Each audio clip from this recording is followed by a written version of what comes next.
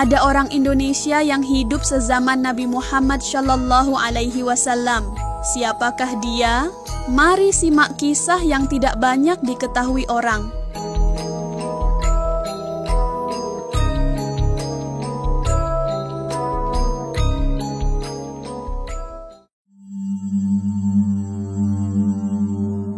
Pernahkah kamu membayangkan bagaimana kehidupan di Nusantara saat Nabi Muhammad masih hidup? Banyak yang tidak tahu bahwa di tanah yang kini kita sebut Indonesia, ada seorang ratu hebat yang memerintah dengan keadilan luar biasa. Namanya adalah Ratu Shima, seorang pemimpin perempuan yang namanya menggema hingga ke Jazirah Arab. Bagaimana kisahnya? Mari kita telusuri bersama.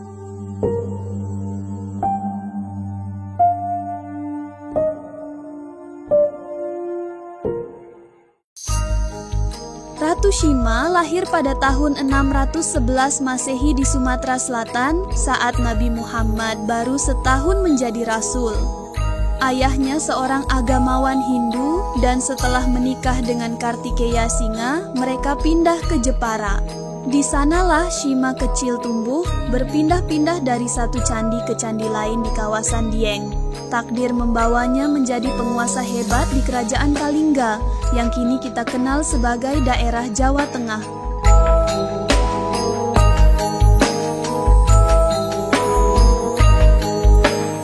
Pada sekitaran tahun 648 Masehi, Kartikeya Singa naik tahta sebagai Raja Kalingga. Namun, setelah sang raja wafat pada 678 M, tak ada pewaris yang cukup umur untuk memimpin. Maka, Ratu Shima pun mengambil alih tampuk kekuasaan. Di bawah kepemimpinannya, Kalingga mencapai masa keemasan, terutama di sektor perdagangan. Pelabuhan Jepara menjadi pusat perdagangan yang ramai, bahkan hingga ke Tiongkok.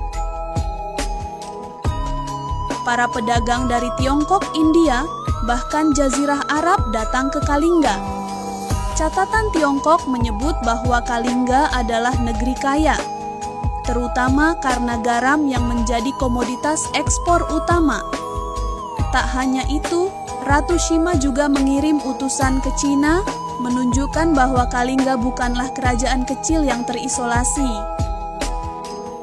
Namun, ada satu hal yang membuat nama Ratu Shima terkenal hingga ke luar negeri, yaitu ketegasannya dalam menegakkan hukum. Pernah suatu ketika, seorang Raja Arab, Tashih, penasaran dengan kedisiplinan rakyat Kalingga. Ia menaruh karung berisi emas di jalanan untuk melihat apakah ada yang berani mencurinya. Tapi berbulan-bulan berlalu, tidak ada satupun warga yang menyentuhnya.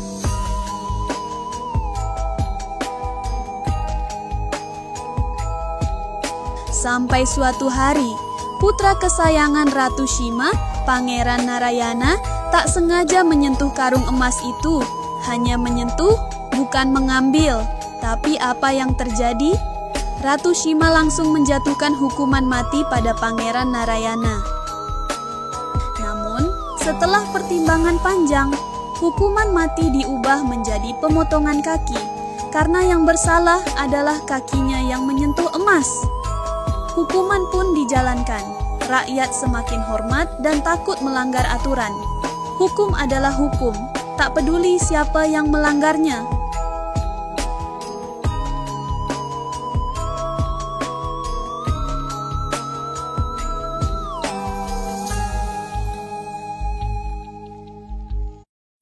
Setelah puluhan tahun memerintah dengan tangan besi namun adil, Ratu Shima wafat pada tahun 695 Masehi. Kerajaan Kalingga sendiri akhirnya runtuh pada tahun 752 Masehi, bersamaan dengan bangkitnya kerajaan-kerajaan lain di Nusantara.